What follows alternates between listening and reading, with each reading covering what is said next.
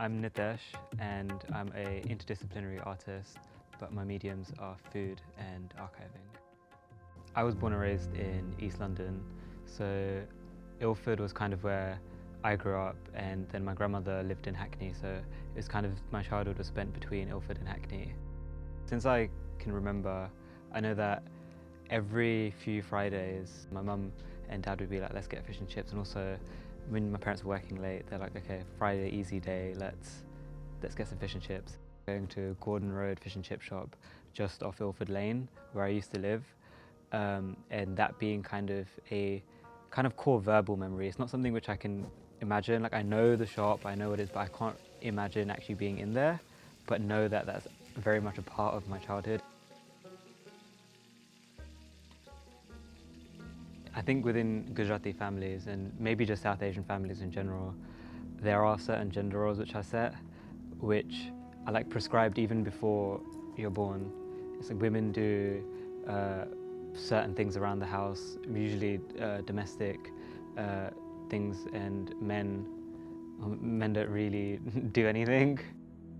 So it's just me and my brother, and when my mum had us, I think she really wanted a daughter, and she doesn't admit it, but like, I know she did. My mum didn't want the same thing that happened to her brothers to happen to me and my brother, which was basically, we don't know how to do anything until you get married, until like you have a family.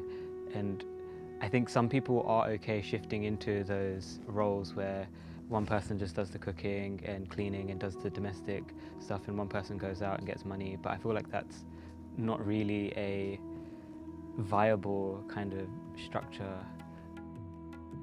My mum was very much like, to me and my brother, like, you have to know how to do these things, you have to know how to cook, you have to know how to, like, yeah, you can get money, anyone can do that, but if you can't look after yourself, then you can't really look after your home and the people around you. So I think probably I started helping my mum out in the kitchen when I was about 7 or 8 years old.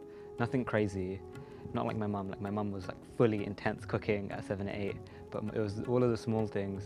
And then probably by the time I was about 10 or 11 is where I became more confident.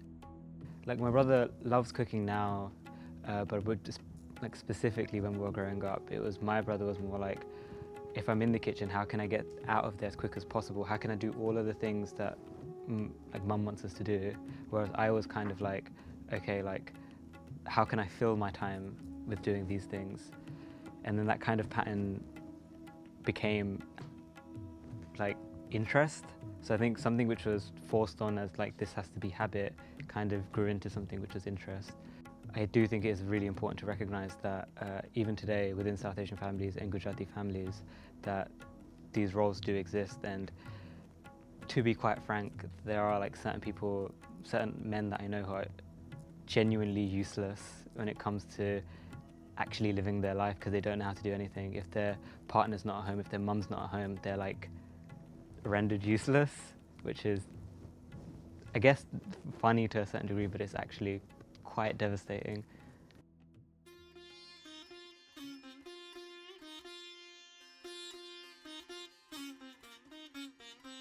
It was at this fundraiser, like it was in between a fundraiser and like an arts event where there was performances and all of these like really, really wonderful things happening. And so I kind of just got talking to some of the people that were there, and I don't know, I just kind of made up what I did. You know, like, I was like, oh, I run a supper club. And I was just like, okay, let's just, like, I'm never gonna do it if I don't invite people. So I just pushed myself in. So I invited like people who were at the event, and then I was like, okay, what do I do now? I've literally just invited these strangers who I know pretty much nothing about, but they seemed really lovely to have one of my meals. I didn't tell them like where it was, I didn't tell them what the meal was. I just think like every new person I was talking to, I was making up new details. I was just adding one more thing and then another thing and another thing. I was just really panicking because I was like, I've just done something really stupid.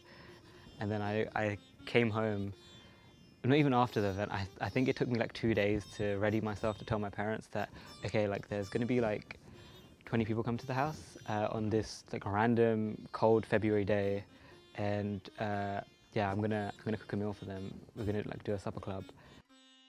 But inviting them into, even though it's my home, at the end of the day, it is my parents' home as well.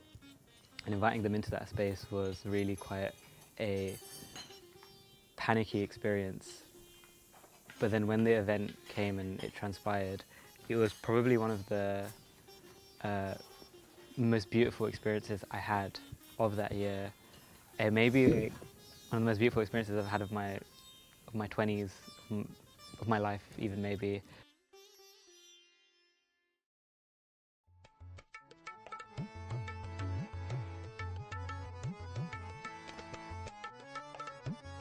So one of the ways that I formulate the menus for the supper clubs and formulate the space is around this idea of sharing. And pretty much every dish that you're eating at the supper club has an element of sharing. Bar the dessert, I think the sharing element of that comes with, like, when you're having tea with someone else or hot beverage, it almost already feels like a shared experience there. But particularly I have an emphasis on the sharing part at the beginning of the supper club. So the first dish is always kind of sharing from one plate. And I want guests who haven't necessarily got to interact together, haven't met each other, or they might have seen each other at events or so forth, they've been a bit too scared to talk to each other, to come and kind of break that barrier. So yeah, for the first supper club, it was this dish called papa no churro, where everyone knows what papa or poppadoms are, and then crush them up and have them with onions. But these kind of like funky flavors and smells, people were getting their hands in there, and 3 people were sharing around a plate, and it's kind of like a crazy sharing experience, which I think would make people uncomfortable in most spaces. But I think, it being in a home and me emphasizing that sharing aspect, it makes an uncomfortable experience comfortable. I just put sani together, and it just basically means plate. It's quite self-explanatory that you're going to come and you're going to eat and you're going to have like a food experience.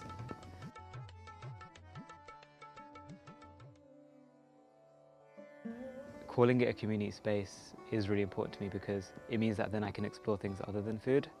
With the archiving, it was a project that I started about 5 years ago.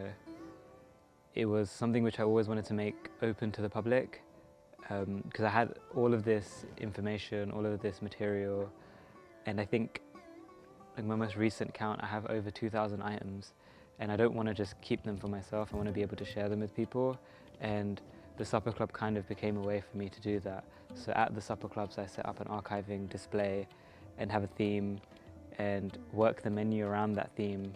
I've kind of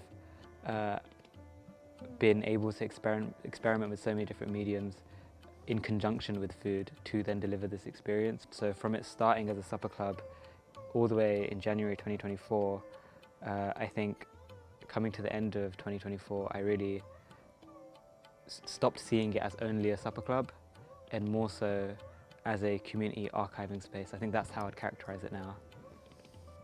To make that experience available to everybody else, I really want to focus on producing a world or an experience for people to view digitally, which then people outside the space can experience. They don't have to come to the archive, they don't have to necessarily come to the event, but at least they get to experience a bite of it in their moment and feel a part of the community.